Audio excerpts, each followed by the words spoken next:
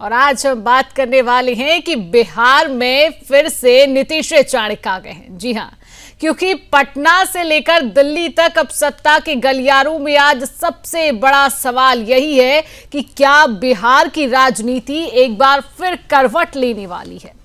आपको बता दें कि कल नीतीश कुमार एक बार फिर से शपथ लेने जा रही हैं और इसी के साथ बिहार की राजनीति में एक नई पटकथा लिखी जा रही है। एनडीए के मजबूत आधार पर नीतीश कुमार सरकार का नया अध्याय शुरू होने वाला है, लेकिन सवाल यह भी है कि क्या इस बार सरकार स्थिर चलेगी, क्या इस बार गठबंधन में दरार की गुंजाइश बचेगी और क्या नीतीश कुमार इस बार अपने बदले हुए तेवरों के साथ बिहार को नई दिशा देने में सफल होंगे। आज के इस बड़े राजनीतिक फेरबदल में कौन जीता, कौन हारा, कौन हुआ मजबूत और किसकी जमीन खिसक गई, जनता के लिए सबसे अहम क्या क्या बिहार को मिलेगी मजबूत, निर्णायक और विकासकारी सरकार, या फिर से शुरू होगी वही राजनीतिक अस्थिरता की पुरानी कहानी। इसी पर देखिए क्या कुछ लोगों ने प्रतिक्रियाएं दी हैं, क्योंकि कल 10वीं बार नीतीश कुमार सीएम पद की शपथ लेने जा रहे हैं। सुनिए।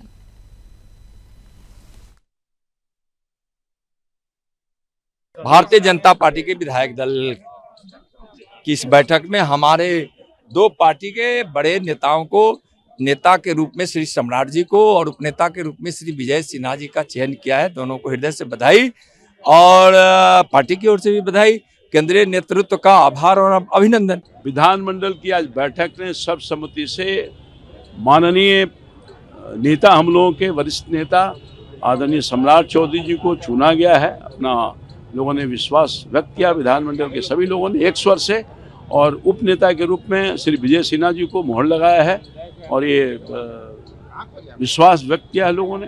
पिछले बार भी दोनों की जोड़ी ने बहुत काम किया था, इस बार भी रफ्तार से काम करेंगे बिहार के विकास के लिए। भयानक आकर्षक कार्यक्रम होगा कल। लाखों लोग गांधी मैदान में माननीय प्रधानमंत्री जी को सुनने के लिए, देखने के लिए, माननीय नीतीश कुमार जी के शपथ ग्रहण में और अन्य जो उनके मंत्रिमंडल के सदस्य उनके शपथ ग्रहण में आएंगे और बड़ा उत्साह का वातावरण बना हुआ है, चारों तरफ चर्चा है। सबसे पहले तो मैं बिहार के सम्मानित मतदाताओं का आभार व्यक्त करती हूं कि इस चुनाव में सम्मानित मतदाताओं ने चढ़ बढ़ के विकास और सुशासन पर मुहर लगाई है। माननीय मुख्यमंत्री नीतीश कुमार जी और देश के यशस्वी प्रधानमंत्री जी पर विश्वास जताते हुए प्रचंड बहुमत दिया है और यहाँ के सभी कार्यकर्ताओं का भी मैं आभार व्यक्त करती हूँ कि चुनाव में कोई भी कार्यकर्ता हो, सभी कार्यकर्ता लगे थे। माननीय प्रधानमंत्री जी या माननीय गृह मंत्री जी की सूझबूझ थे यह रिजल्ट जो आया है, और ये हम लोगों का सौभाग्य है कि यहाँ के मुख्यमंत्री आदरणीय नीतीश कुमार जी के ऊपर कोई एक भ्रष्टाचार का आरोप नहीं लगा सकता, परिवारवाद का आरोप नहीं लगा सकता। ये ऐसे लोगों से ही देश चलता है। जैसे देश के यशस्वी प्रधानमंत्री जी हैं, ऐसे नीतीश जी हैं कि जिनके कोई परिवार का नहीं, उनका बिहार पूरा परिवार है। देश के यशस्वी प्रधानमंत्री जी लिए पूरा देश परिवार है। तो आज इसी विषय पर करेंगे चर्चा, और चर्चा करने के लिए तमाम पैनलिस्ट हमारे साथ मौजूद है। परिचय आपसे करा देती हूँ। हमारे साथ वरिष्ठ पत्रकार प्रियदर्शी रंजन जी जुड़ चुके हैं। प्रियदर्शी जी, बहुत बहुत स्वागत आपका। और हमारे साथ बीजेपी पार्टी के प्रवक्ता अमित तिवारी जी जुड़ चुके हैं। अमित जी, आपका बहुत बहुत स्वागत। आरजेडी का पक्ष रखने के लिए हमारे साथ मधु मंजरी कुशवाहा जी हैं। मधु मंजरी जी, आपका बहुत बहुत स्वागत। और जेडीयू का पक्ष रखने के लिए अविनाश पासवान जी हमारे साथ जुड़ चुके हैं। अविनाश जी, आपका भी बहुत बहुत स्वागत करती हूँ। चर्चा की शुरुआत अमित तिवारी जी आपसे ही करूंगी। 10वीं बार नीतीश कुमार मुख्यमंत्री पद की शपथ ले रहे हैं। उसी ऐतिहासिक गांधी मैदान में 10वीं बार मुख्यमंत्री पद की कमान संभालते हुए कल नजर आएंगे, क्या कहेंगे? शिवांगी जी, जितनी 10वीं बार मुख्यमंत्री नीतीश कुमार जी शपथ लेने जा रहे हैं और इस शपथ लेने के दौरान ही आप यहाँ से जो विकास की रफ्तार है बिहार की, वो तो देखने को मिलेगी। लेकिन आपने जिस तरीके से कहा कि मैं आपकी जो शुरुआती रिपोर्ट में देख रहा था कि क्या इस बार राजनीतिक अस्थिरता होगी या क्या इस बार राजनीतिक गठजोड़ फिर से वो देखने को मिलेगा, तो इस चीज को मैं नकारता हूं, क्योंकि जिस डायरेक्शन में बीजेपी के कार्यकर्ता, एनडीए का पूरा गठजोड़ काम करता है, आप देखिए जब नीतीश जी हमारे साथ आए तो पिछली बार वो 43 सीटों पर थे, इस बार हमारे साथ हैं तो वो 83 पर हैं। इसी तरीके से एलजेपी जब वो अकेले लड़े तो 1 सीट उनको आई थी, जब हमारे साथ हमने जब साथ में लड़ी तो उनको 19 सीट आई। तो जब हम अपने सहयोगियों में एक तरीके से पॉजिटिव जब बदलाव करते हैं, जब पॉजिटिव चेंज देखते हैं, उस एक सकारात्मक चेंज देखते हैं, तो निश्चित तौर पर सभी उसके साथ जुड़कर एक साथ होकर काम करने का प्रयास करते हैं, और यही प्रयास आगे जारी रहेगा। जो यहाँ से आगे की जो राजनीति जाएगी वो निश्चित तौर पर आमूलचूल होगी। औद्योगिक और कृषि के तौर पर कानून व्यवस्था को और सुदृढ़ किया जाएगा, और जिस एक क्रांतिकारी बदलाव लाने की बहुत जरूरत है, क्योंकि हमें ये पता है कि जो मिशन प्रधानमंत्री मोदी जी ने दिया है 2047 का विकसित भारत के लिए, वो जो रास्ता है वो बिहार से होते हुए ही जाता है। बिना विकसित बिहार के विकसित देश का सपना संकल्प नहीं हो सकता। इस सच्चाई से हम भली भांति अवगत है, और इसीलिए आप चाहे औद्योगिकरण हो बिहार का, कृषि में आमूलचूल परिवर्तन लाना हो, या स्वास्थ्य सेवाओं को और सुदृढ़ करना हो, शिक्षा पर और बल देना हो, कानून व्यवस्था में बहुत आमूलचूल परिवर्तन करने की जरूरत हो, क्योंकि पुलिस के पैटर्न में, पुलिस बिहेवियर में ये सारी चीजें देखने की जरूरत तो होती है हर जगह पर, क्योंकि ऑब्वियस चीज है कि हम ने काम तो किया है और बहुत बेहतर काम किया है, इसलिए जनता ने हमें जो ये जनादेश दिया है, प्रचंड जनादेश, ये उसी को दर्शाता है। लेकिन अभी भी बहुत सारे काम करने बाकी हैं, और हमारा लक्ष्य सीधा है, विकसित बिहार की ओर है, टेक्नोलॉजी हब बिहार की ओर है, एक इनोवेशन हब बिहार बने उस तरफ है। अमित जी, तो क्या बीजेपी ये मानती है कि नीतीश कुमार एनडीए के भरोसे हैं? जिस तरीके से अब नई सरकार की बात कर रहे हैं, तो स्थिरता के साथ ये सरकार बिहार में चलेगी?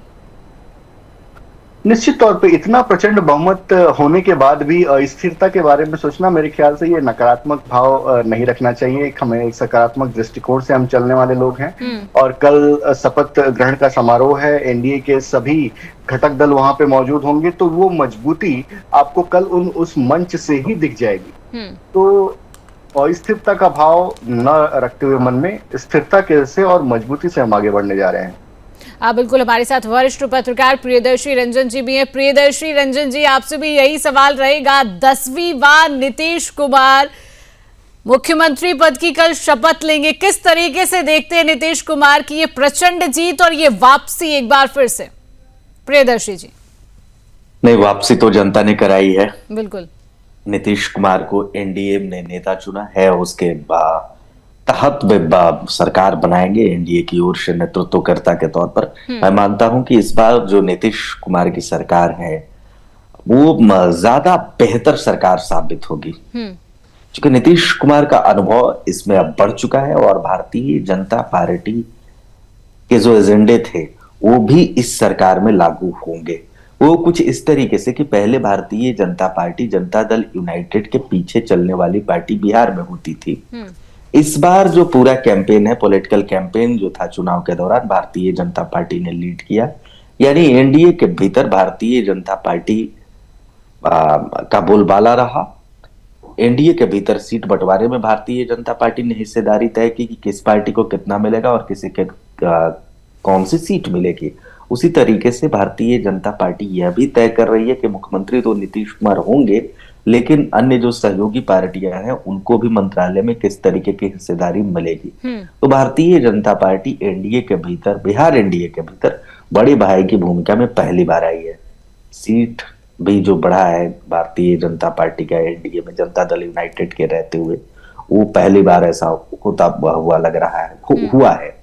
तो उस लिहाज से भी भारतीय जनता पार्टी, मुझे लगता है कि अंदरूनी तौर पर कई चीजों को विचार करने के बाद ही नीतीश कुमार को शपथ दिलवा रही है, क्योंकि भारतीय जनता पार्टी के पास जो अंक गणित है वो 7 था, थोड़ा कम, 5 सीटें कम थी अपने सहयोगियों को लेकर के, और माइनस नीतीश कुमार 5 सीटें कम बहुमत से आ रहा था। लेकिन अगर वे जोड़ तोड़, भारतीय जनता पार्टी वाले जोड़ तोड़ करते, कांग्रेस वगैरह जो पार्टी टूटने को तैयार ही बैठी है, वाम दल वगैरह है, वो सब पार्टियां टूटने को एक तरीके से तैयार बैठी हैं, तो सबों को लेकर के भारतीय जनता पार्टी अपनी सरकार बना सकती थी। लेकिन भारतीय जनता पार्टी ने शायद मन बनाया है कि हम नीतीश कुमार को फेयरवेल देंगे। जनता ने भी नीतीश कुमार को फेयरवेल दिया है और भारतीय जनता पार्टी भी ये चाह रही है कि फेयरवेल नीतीश कुमार को दिया जाए और ये अंतिम पारी जो नीतीश कुमार खेल रहे हैं, कहा जा रहा है ये अंतिम पारी है नीतीश कुमार की। उसके बाद भारतीय जनता पार्टी देखेगी कि किस तरीके से करना है। और हाँ, भारतीय जनता पार्टी ये जो फेयरवेल दे रही है ये पूरे 5 सालों के लिए है या नहीं है, ये समय के गर्भ में है, समय बताएगा। मुझे लगता है कि बहुत सारी चीजें अंदर खाने हैं जो भारतीय जनता पार्टी ने प्लान कर रखा है और जनता दल यूनाइटेड के लोग भी उससे अवगत होंगे। जनता दल यूनाइटेड के निचले स्तर के लोग तो नहीं, लेकिन हाँ ऊपरी शीर्ष क्रम जो है, खास करके ललन सिंह, संजय झा, स्वयं नीतीश कुमार, ये मनीष वर्मा, ये लोग जरूर जानते होंगे कि आगे आने वाले दिनों में नीतीश कुमार किस तरीके से रहेंगे, या नीतीश कुमार को जो फेयरवेल मिला है वो कितने दिनों के मिला है और कितने दिनों के बाद स्मूथली ये जो ताज है वो भारतीय जनता पार्टी को वापस ट्रांसफर करना होगा। कई तरीके के सवाल जो हैं, बिल्कुल सवाल मन में नीतीश की कुर्सी के साथ जुड़ा हुआ है और इसमें भारतीय जनता पार्टी पहली बार अहम भूमिका में आई है। तो भारतीय जनता पार्टी की ओर से कई सवाल हैं, नीतीश कुमार की ओर से छोड़े गए हैं कि नीतीश कुमार पर किस तरीके से उनको आगे। मंत्रालय में भी देखिएगा, गृह मंत्रालय को लेकर के जिच फंसा हुआ है। भारतीय जनता पार्टी चाहती है कि गृह मंत्रालय हमारे पास रहे, हालांकि नीतीश कुमार चाहते हैं कि वो मंत्रालय उन्हीं के पास रहे और मुझे लगता है कि वो मंत्रालय उन्हीं के पास रहेगा भी, क्योंकि नीतीश कुमार की छवि सुशासन बाबू की छवि है और उनकी जो सुशासन बाबू की छवि बनी है उसके केंद्र में कहीं न कहीं गृह मंत्रालय रहा है। गृह मंत्रालय नीतीश कुमार के पास हमेशा रहा और उन्होंने जो प्रशासन पर कंट्रोल किया, उसके माध्यम से, प्रशासन के माध्यम से बिहार को चलाया, वो सुशासन बाबू बनाने की जो सुशासन बाबू की उनकी छवि बनी, उसमें महती भूमिका निभाई है। तो गृह मंत्रालय शायद ही भारतीय जनता पार्टी को मिलेगा, लेकिन भारतीय जनता पार्टी दबाव बनाए हुए है। शिवांगी जी, बिल्कुल हमारे साथ जेडीयू के प्रवक्ता अविनाश पासवान जी भी जुड़ चुका। 10वीं बार मुख्यमंत्री पद की शपथ लेंगे नीतीश कुमार, लेकिन प्रचंड जीत ये जो हुई है, क्या मानते हैं, क्या बीजेपी के बिना सरकार चलाना संभव नहीं था जेडीयू के लिए? देखिए, हमारा प्री पोल अलायंस हो चुका था और प्री पोल अलायंस में जो 5 घटक दल हैं, हमने मिलके हम माननीय मुख्यमंत्री श्री नीतीश कुमार जी के चेहरे पे हम जनता के पास गए थे और उन्हीं के चेहरे को देखते हुए जनता ने इस तरीके का मैंडेट दिया हुआ है। अभी मैं पत्रकार साहब को सुन रहा था, उन्होंने कहा, लगता है उनसे थोड़ी मिस्टेक हो गई है कहते हुए कि जनता ने माननीय मुख्यमंत्री श्री नीतीश कुमार जी को फेयरवेल दिया है। शायद वो ये कहना चाह रहे थे कि माननीय जनता ने तेजस्वी यादव जी को फेयरवेल दिया है। फेयरवेल अगर देना होता जनता को तो इतनी प्रचंड सीटें माननीय मुख्यमंत्री श्री नीतीश कुमार जी के नाम पे एनडीए को नहीं देते। और दूसरी बात यह है कि नीतीश कुमार जी सीएम हैं, ये पहले से ये तय था, सीएम ही रहेंगे और जनता जब तक चाहेगी वो तब तक सीएम रहेंगे। इनफैक्ट जब तक माननीय मुख्यमंत्री नीतीश कुमार जी चाहेंगे तब मैं थोड़ा सा क्लियर कर देता हूँ। फेयरवेल यानी जनता पॉजिटिव मूड में थी कि ये नीतीश कुमार की अंतिम पारी है, इनको बेहतरीन विदाई दी जाए सीटों के माध्यम से। मेरा कहने का मतलब था अविनाश जी, आप समझे नहीं। ये मैं आप और मैं यहाँ पे बैठ के ये तो तय नहीं कर सकते कि वो उनकी अंतिम पारी है सर, ये जनता तय करेगी और फिर से जब हम मैंडेट के लिए जाएंगे जनता के पास तो वो दोबारा तय करेगी। तो मैं ये कहना चाह रहा था, मैं बिल्कुल सही समझ गया था आपकी बातों को, मैं बिल्कुल गलत नहीं समझा था, मैं समझ गया था। और ये अंतिम पारी नहीं है, बल्कि जब तक माननीय मुख्यमंत्री श्री नीतीश कुमार जी रहेंगे, जब तक जनता चाहेगी तब तक वो मुख्यमंत्री रहेंगे। रही बात की इतनी प्रचंड जीत क्यों आई है, तो मैं आपको दोबारा बता दूं कि इतनी प्रचंड जो जीत है एनडीए की, वो सिर्फ और सिर्फ माननीय मुख्यमंत्री श्री नीतीश कुमार जी के लिए, जिस तरीके की पॉजिटिव पॉलिटिक्स हमेशा से करते रहे, वो इंक्लूसिव डेवलपमेंट की पॉलिटिक्स करते रहे हैं 2005 से लेकर अभी तक। और उस इंक्लूसिव डेवलपमेंट में जिस तरीके से उन्होंने वुमेन सेंट्रिक पॉलिटिक्स की है, वुमेन सेंट्रिक और महिलाओं को जो कि 50% आबादी का हिस्सा है और उनको जिस तरीके से उन्होंने मेन स्ट्रीम में लाने का काम किया है, यही सारी चीजें तो देखकर जनता ने, मैं बता दूं कि माननीय मुख्यमंत्री जी के ऊपर विश्वास जताते हुए एनडीए को ये बढ़त दी है। और आने वाले अगले 5 सालों में हम दोबारा जिस तरीके से काम करेंगे, हमारा एक ही मकसद है, एनडीए गठबंधन का एक ही मकसद है कि हम बिहार को अब विकसित राज्य बनाने की ओर हम अग्रसर होंगे और यही हमारा मकसद है। और इसके लिए हम बिल्कुल पूर्ण रूप से आपको बता दूं कि तैयार है। कल माननीय मुख्यमंत्री जी दोबारा 10वीं बार शपथ लेंगे और फिर जैसे ही वो शपथ लेंगे उसके बाद हम बिहार की जनता के सेवा में जुट जाना है और 2025 में जब चलिए ठीक है, हमारे साथ होंगे आरजेडी की प्रवक्ता मधु मंजरी जी, आपके पास भी आएंगे अमित जी।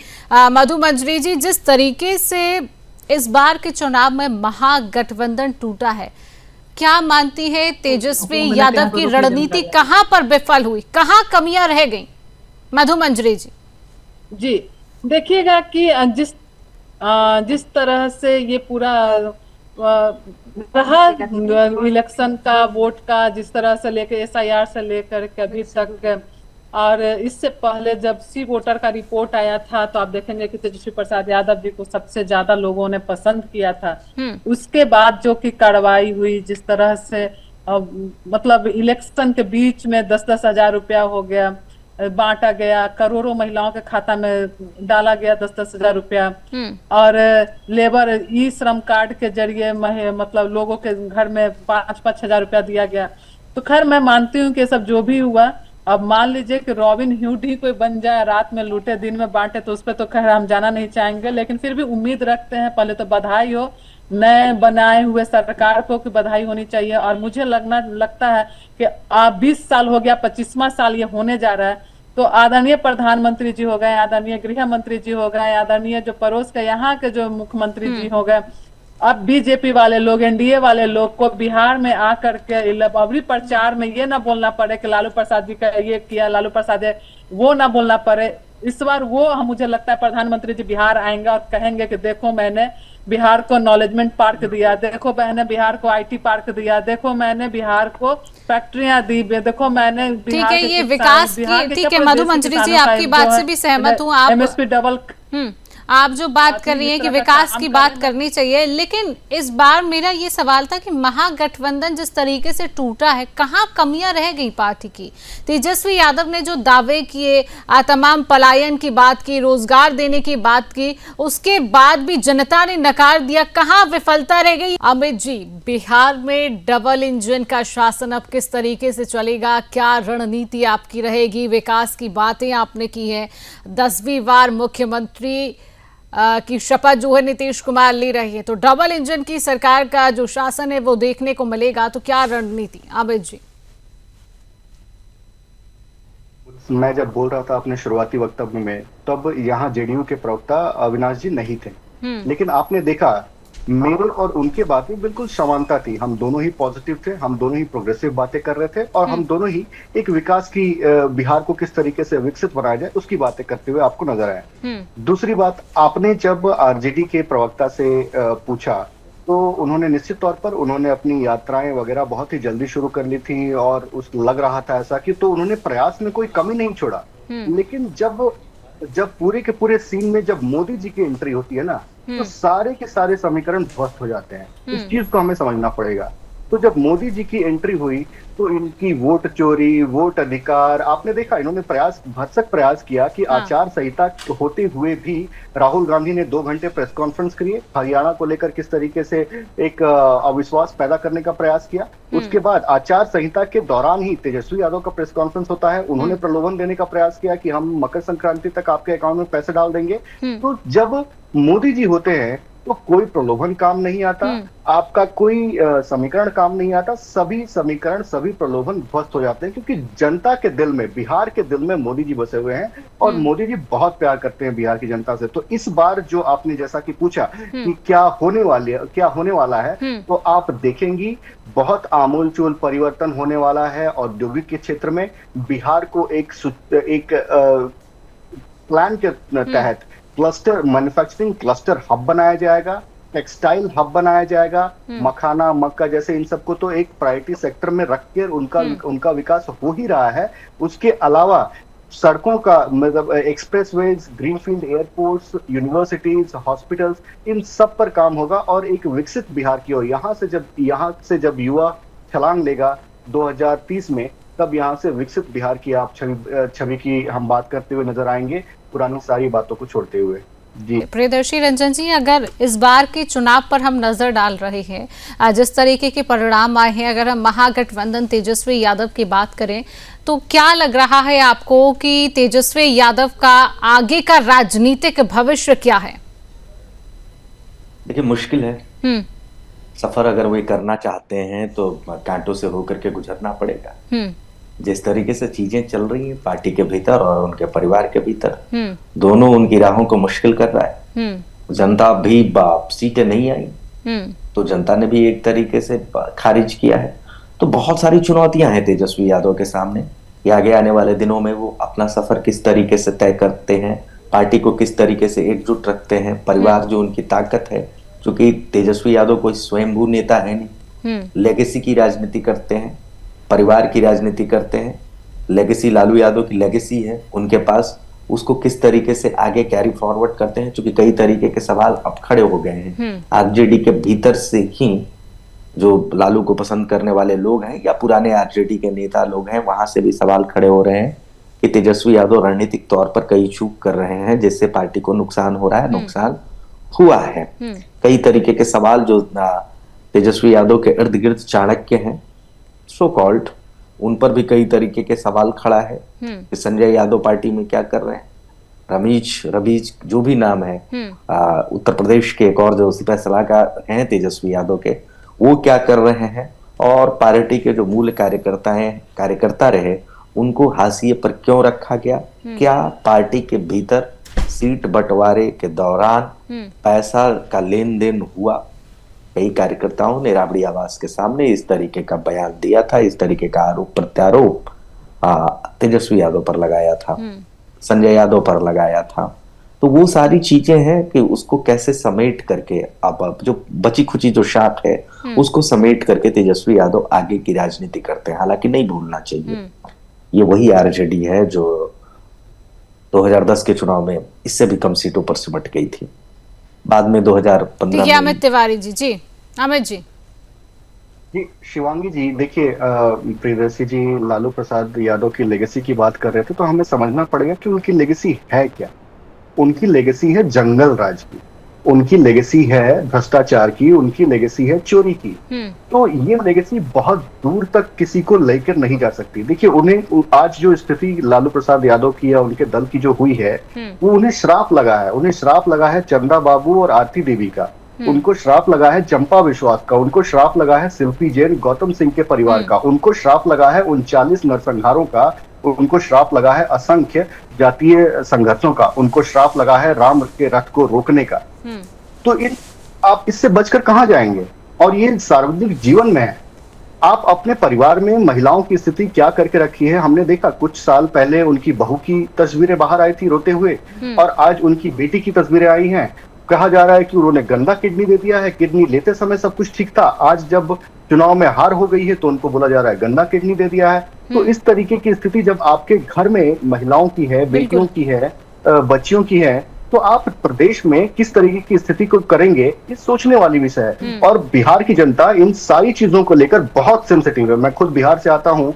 माताओं बहनों पर अगर कोई प्रश्न खड़ा कर दे, और जिस तरीके से चुनाव के दौरान मोदी जी की माता को गाली दी गई, उनका एआई वीडियो बनाया गया, तो ये सारी चीजें जनता देखती है और इन सब को लेकर बहुत सेंसिटिव है। अब बिल्कुल अमित जी, जिस तरीके से आपने बात कही है, और ये भी देखा जाए कि घर में ही अगर सब ठीक नहीं चल रहा है तो राज्य को किस तरीके से ठीक चलाया जाए, कहीं ना कहीं जनता ने ये भी तस्वीरें देखी हैं। हमारे साथ जेडीयू पार्टी के प्रवक्ता भी बने हुए हैं। आपसे भी मेरा अविनाश जी यही सवाल रहेगा कि इस बार की जो परिणाम रही, एक प्रचंड जीत बिहार में देखने को मिली है। बार बार मैं वही शब्दों का इस्तेमाल कर रही हूँ क्योंकि प्रचंड जीत है। बधाइयाँ मिल रही है, खुशी की बात है पार्टी के लिए भी और देश के लिए भी कहीं ना कहीं। जिस तरीके से इस बार एनडीए की प्रचंड जीत जो हुई है, तो इस बार बीजेपी और जेडीयू यानी कि एनडीए किस तरीके से और मजबूती के साथ इस बार बिहार में उतर रहा है। अविनाश जी देखिए देखिए शिवांगी जी, जब हम प्री पोल जब डिबेट करते थे तो हमसे पूछा जाता था कि आपने क्या किया, तो हम हमेशा जनता को यही बताते थे आपके मीडिया के माध्यम से कि हमने ये किया है, हमने विकास किया है और ये विश्वास दिलाया हमने बिहार की जनता को। और विश्वास दिलाया इसलिए क्योंकि चीजें धरातल पर दिखी। हमने बताया कि हमने जहां पे 11 से 15% विद्युतीकरण था, इलेक्ट्रिफिकेशन था पूरे बिहार में, जिसको हमने 100% कर दिया। एक 1.3 लाख किलोमीटर के ग्रामीण सड़कें बना दी। और इस तरीके से हमने बताया कि किस तरीके से हमने महिलाओं के लिए वुमेन सेंट्रिक काम किया है। तो यही विश्वास दिलाया हमने जनता को और यही विश्वास दिखा और इसी विश्वास के साथ जनता ने हमें मैंडेट दिया है, मैं आपको बता दूं। और इस विश्वास को हम तोड़ेंगे नहीं।